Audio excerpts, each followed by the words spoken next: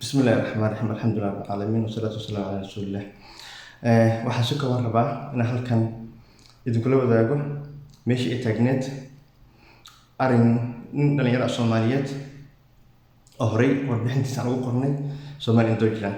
iyo wixii ka soo cusboonaaday waxaa jirtay nin dhalinyaro ah oo ila soo xiriiray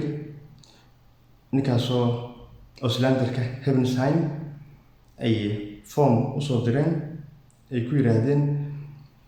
waxaad soo buuxisaa formkan si aan kugu dalbno baasaboor Soomaali ah. Auslanderadu waa ognahay shaqada ay qabtaan. Qofka baasaboorka Jarmalka dalbanayo wuxuu ka dalbadaa sida caadada ah Rathauska ay ku wixii markaas fiis cusboonaysiin ama xareynta sharciyada qaxootiga ay ku shaqo leeyihiin arrimaha Soomaalida waxba kama gelin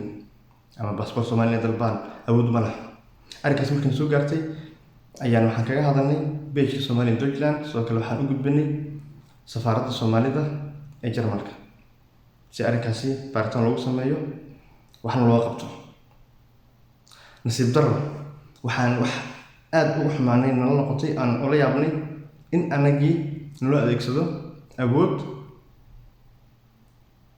boolis oo wixii macluumaad ahaa ama information ahaa ama telefonadeeni contactigeeni wax walba la soo siiyay booliska la yiri dadkaas ayaa kacdoon nagu wado. Arrinkaasi waxaa nala noqotay arrin aad u yaab badan anagii oo ah dad volunteer ah oo dhaqaaqa arrimaha Soomaalida in meeshii anagii safaaradda aan gacmahaas qabsan lahayn aan wada shaqeyn lahayn aan problemada Soomaalida ama xaaladaha Soomaalida sida markaas hadba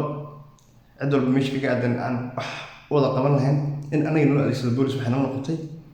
arrin aad u yaab badan. waxaan jeclaysanay arrintaasi wax ka soo cusboonaaday inaan halkan idinkula wadaagno wax laga fiicnaana way ahayd run ahaantii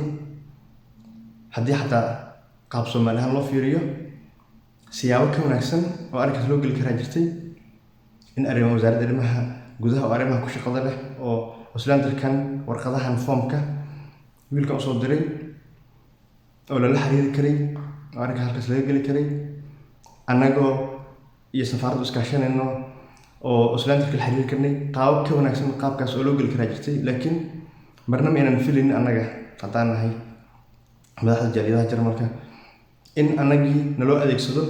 awood la yiraahdo dadyowgan ama dhowrkan qofood ama dadkan ayaa lagu wado in bulshada ay naga horkeento. taasi waxay ahayd nasiib darro. waxaan jeclaystay inaan la wadaago ummadda Soomaaliyeed ee ku dhaqan Jarmalka arrinta wiilkaasina baaritaan ayaa ku socdo formkan meeshuu ka imaaday meeshuu ku lug leeyahay iyo wixii ka soo cusboonaado dib aan kala soo socodsiin doonaa. aad u mahadsantihiin. assalaamu calaykum warahmatullahi wabarakaatuh.